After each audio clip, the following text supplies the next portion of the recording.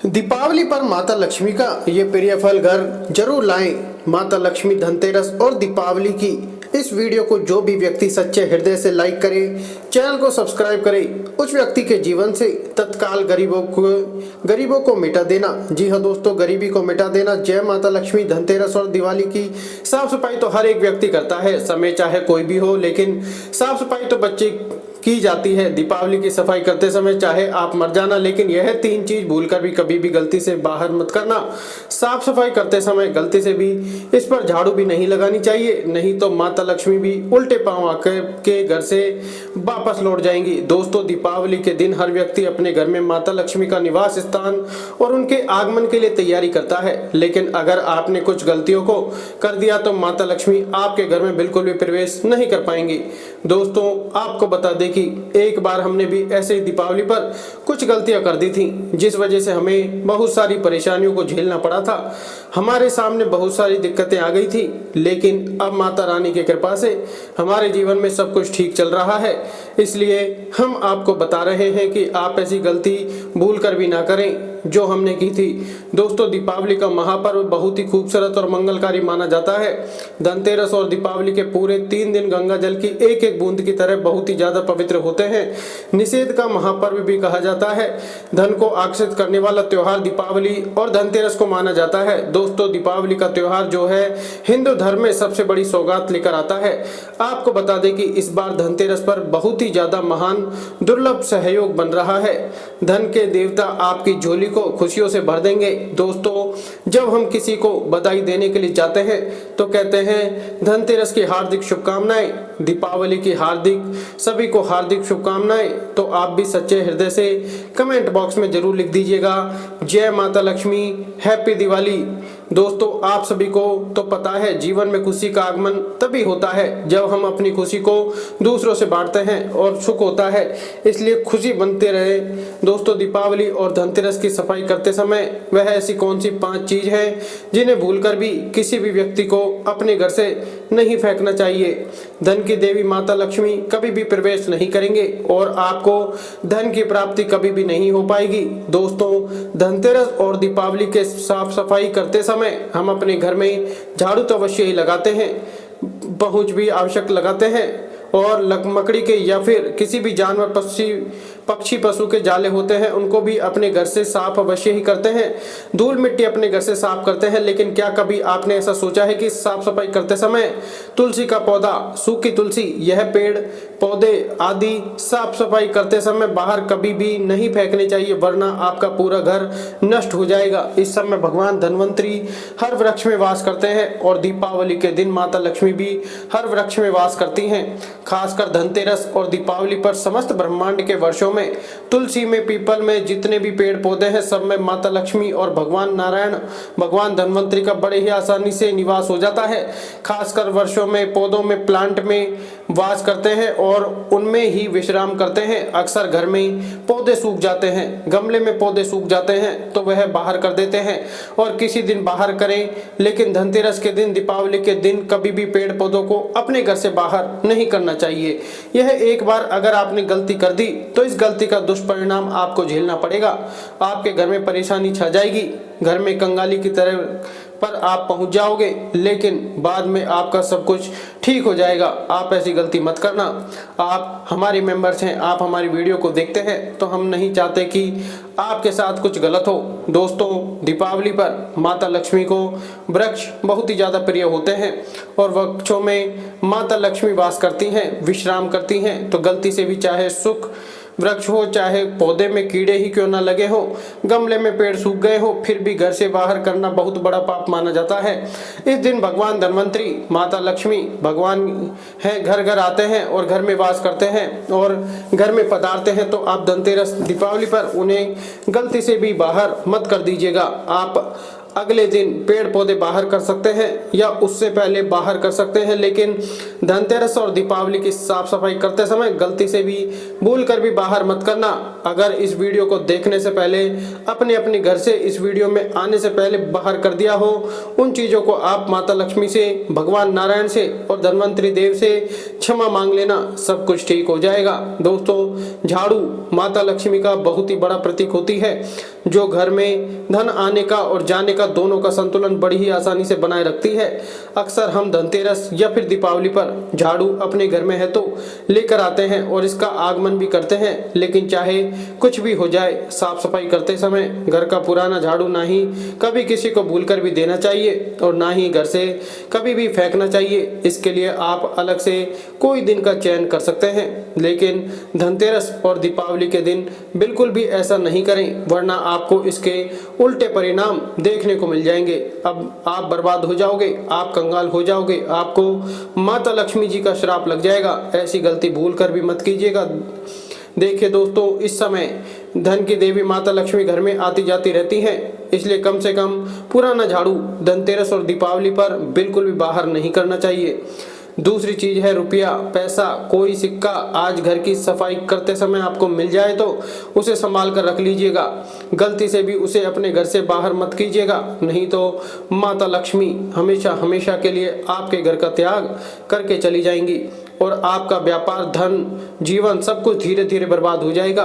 दोस्तों, तीसरी चीज है आईना। घर की साफ सफाई करते समय किसी भी व्यक्ति को आईना धनतेरस या दीपावली के टाइम पर अपने घर से बाहर नहीं करना चाहिए। खासकर दीपावली पर तो बिल्कुल भी नहीं करना चाहिए, क्योंकि आईने को धन से संबंधित माना गया है, जो धन को आकर्षित करता है। इसलिए जब तक आईना टूट न जाए तब तक उसे बाहर करने की कोशिश ना करें, नहीं तो धन की देवी माता लक्ष्मी आपसे अत्यंत क्रोधित हो जाएंगी। दोस्तों, चौथी चीज श्रृंगार, मेकअप।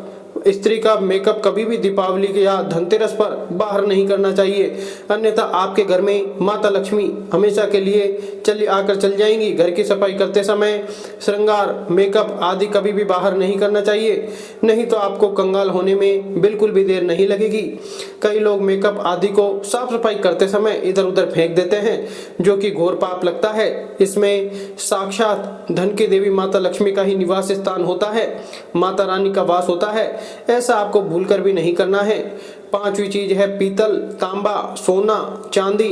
दीपावली और धनतेरस पर साफ सफाई करते समय बिल्कुल भी किसी भी प्रकार की कोई भी धातु, हार्ड कभी भी बाहर नहीं करनी चाहिए, क्योंकि दीपावली पर इन चीजों को हम घर पर लाते हैं और पूजा पाठ करते हैं, बल्कि बहुत से लोग गलती में उन्हें बाहर कर देते हैं। जो व्यक्ति झाड़ू लगाकर उन चीजों को बाहर कर देता है तो उसके घर में सदैव धन की कमी बनी रहती है। इस समय सुख समृद्धि को बढ़ाने के लिए सोना, चांदी, हीरा, मोती आदि घर में अवश्य लाना चाहिए, बाहर नहीं करना चाहिए। यह बात आपको सदैव ध्यान रखनी चाहिए। दोस्तों, छठी चीज धनिया। शास्त्रों के अनुसार कहा जाता है कि घर की साफ सफाई करते समय कभी भी धनिया को घर से बाहर नहीं फेंकना चाहिए, क्योंकि धनिया धान के देवता धनवंतरी को बहुत ही ज्यादा प्रिय है। धनतेरस पर धनिया के बीज अगर घर में जो भी व्यक्ति लगा देता है तो इससे घर में सुख समृद्धि सदैव बनी रहती है और भगवान धनवंतरी की कृपा उसे व्यक्ति के ऊपर सदैव रहती है। माता लक्ष्मी दोनों हाथों से उसे व्यक्ति के जीवन में धन की लगातार वर्षा करती रहती हैं। जैसे जैसे घर में लगा हुआ धनिया उगता जाएगा, उसी प्रकार आप बुखार में भगवान धनवंतरी कृपा से धन आपके जीवन में लगातार बढ़ता जाएगा। इसके लिए आपको ही अलग दिन चयन कर सकते हैं। दोस्तों, ऐसे में जो व्यक्ति धनतेरस और दीपावली आने से पहले घर में यह चीज हटा देता है तो उसके घर में धन के देवता कुबेर महाराज का आगमन नहीं होता है, माता लक्ष्मी का निवास नहीं होता है। माता लक्ष्मी आपको कभी भी झोली भरकर खुशियां नहीं देती हैं, इसलिए इन चीजों को अपने घर से भूल कर भी नहीं हटाना चाहिए। मोर पंख को हिंदू धर्म में बेहद शुभ माना जाता है। कई लोग घर में या घर के मंदिर में मोर पंख रखते भी हैं। वही बहुत समय से रखे हुए मोर पंख को कुछ लोग दिवाली की साफ सफाई में बाहर फेंक देते हैं। मान्यताओं के अनुसार दिवाली की सफाई के दौरान मोर पंख को फेंकने से देवी लक्ष्मी रूठ जाती हैं, इसलिए आपको मोर पंख को फेंकने की बजाय इसे साफ करके वापस किसी शुद्ध जगह पर रखना चाहिए। दिवाली और धनतेरस के मौके पर नई झाड़ू लोग खरीदते हैं। ऐसे में कई लोग पुरानी झाड़ू को दिवाली की सफाई के दौरान घर से बाहर कर देते हैं, लेकिन आपको गलती से भी ऐसा नहीं करना चाहिए। घर से पुरानी झाड़ू को दिवाली से पहले बाहर करना अच्छा नहीं माना जाता। आप पुरानी झाड़ू को किसी ऐसे स्थान पर रख सकते हैं जहां वो दिखे नहीं। दिवाली खत्म होने के बाद आप इस झाड़ू का या तो इस्तेमाल कर सकते हैं या किसी सफाई कर्मचारी को दे सकते हैं। कौड़ियाँ माता लक्ष्मी की पूजा में अर्पित की जाती हैं वहीं सिक्के भी लोग पूजा में चढ़ाते हैं। दिवाली की पूजा के दौरान इन सिक्के और कौड़ियों को पुराना समझकर लोग फेंक देते हैं, लेकिन ऐसा करना आपके लिए हितकारी नहीं माना जाता। इन सिक्के और कौड़ियों को धोकर आप पूजा स्थान या घर के किसी शुद्ध स्थान पर रख सकते हैं। गलती से भी किसी बाहरी व्यक्ति को इन सिक्के और कौड़ियों को देने से आपको बचना चाहिए। ऐसा करने से लक्ष्मी माता आपके घर से दूर चली जाती हैं। दिवाली से पहले सफाई करते दौरान आपको पुरानी धार्मिक पुस्तकों को भी फेंकने से बचना चाहिए। कई लोग रद्दी में इन किताबों को बेच देते हैं, लेकिन ऐसा करना सही नहीं माना जाता। इन पुस्तकों को आप दिवाली के बाद लोगों को भेंट कर सकते हैं या फिर किसी जरूरतमंद को दे सकते हैं।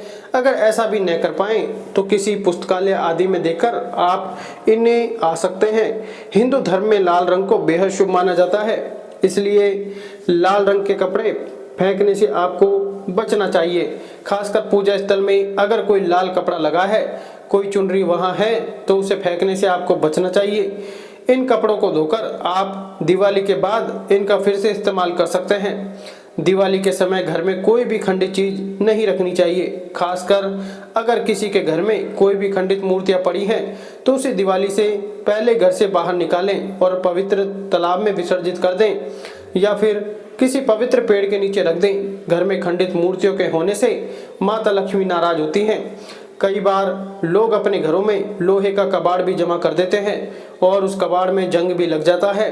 खराब लोहे के कारण शनि और राहु का बुरा प्रभाव पड़ता है, जिस कारण व्यक्ति की आर्थिक स्थिति भी खराब होती है। ऐसे में खराब लोहे को भी घरों से बाहर निकाल देना चाहिए। दिवाली से पहले अगर घर में पौधे खराब हो गए हैं या फिर वो मुरझा गए हैं तो इससे भी घर की अच्छी एनर्जी खत्म होती है। अगर ऐसे पौधे खराब हो गए हो तो उन्हें भी दिवाली की सफाई में घर से बाहर निकाल दें। आपके घर में धन बिल्कुल भी नहीं टिकता है। हमेशा आपके घर में धन को लेकर परेशानी आती रहती हैं। अगर आप व्यापार कर रहे हैं तो आपको अपने व्यापार में लगातार घाटा देखने को मिलता रहेगा। तो आप धनतेरस के दिन माता लक्ष्मी जी को अर्पित करें। एक लौंग, माँ लक्ष्मी जी को लौंग बहुत ही ज़्यादा प्रिय होती है।